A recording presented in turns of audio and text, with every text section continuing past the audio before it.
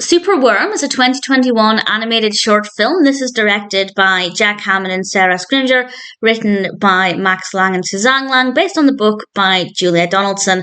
And unusually for a Julia Donaldson adaptation, I didn't really care for this. There are some good moments, we have a good voice cast, but I didn't really find the narrative to be that interesting. It is about this superworm who is really long and so strong and everybody loves him. And then one day this wizard lizard, which is a brilliant character I have to say, sends out his crow to capture the worm. And he's demanding that this worm digs deeply into the earth to find some treasures for him. And everybody is so shocked that this has happened. They want to try and rescue the worm, but will the worm be able to be saved? Or will he be in the clutches of the wizard lizard forever? In general, it's not a bad concept. It works well enough, but I personally found it to be kind of boring. Now, it is, of course, based on the children's book, so one could argue I'm maybe not quite the target audience. But that being said, I am quite a fan of other adaptations based on Julia Donaldson's works.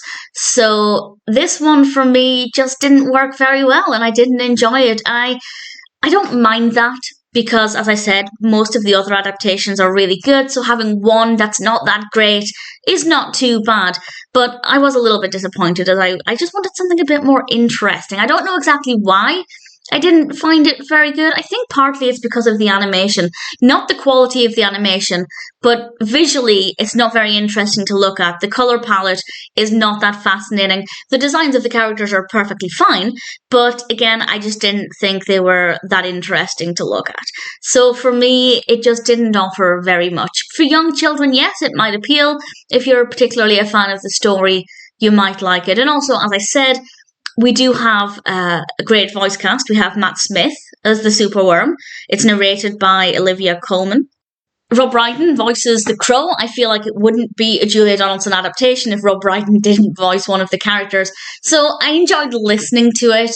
And there were a couple of bits of animation here and there, mostly towards the end, but I won't explain it in any detail, I won't spoil it. But there were a couple of bits of animation that I liked, but in general, this one just didn't appeal to me very much.